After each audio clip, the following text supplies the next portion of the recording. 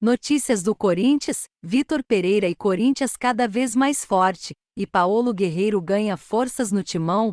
Você vai entender tudo no canal do Corintianeiro.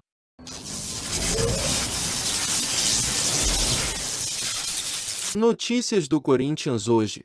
E o Corinthians ganha tranquilamente do Avaí em casa, mostrando ser um time organizado e bem postado em campo.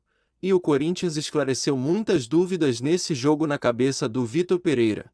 Vamos aos fatos. Fato número 1. Ficou claro que o Roger Guedes joga aberto pelas pontas, e segundo notícias do Corinthians, o próprio jogador pediu para ser avaliado, jogando somente em sua posição de ofício. Comentem, fiel. O que vocês acharam do Roger Guedes? Ele deve ser titular ou reserva? Fato número 2.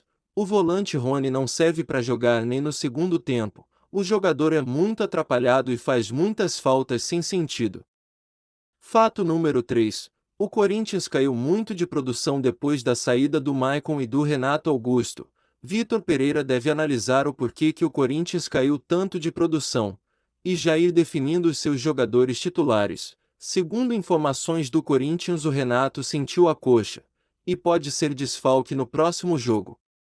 Notícias do Corinthians. O Corinthians contratou o centroavante Júnior Moraes, que não demonstrou o porquê veio ainda, e o Corinthians continua com uma carência enorme sem um camisa 9.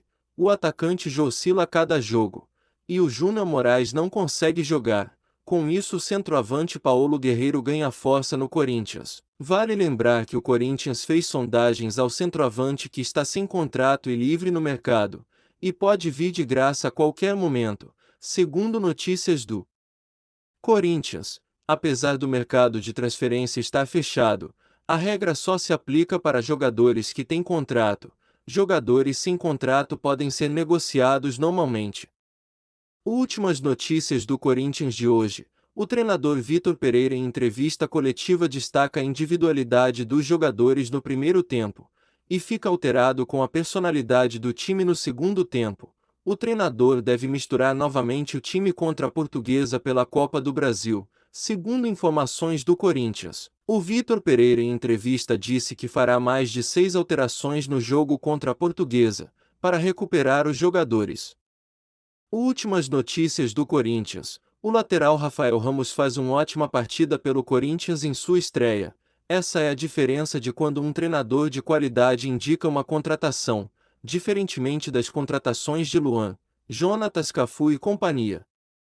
Essas foram as últimas notícias do Corinthians de hoje. Inscreva-se para receber notificações das notícias do Corinthians de hoje atualizadas. Obrigado e vai Corinthians!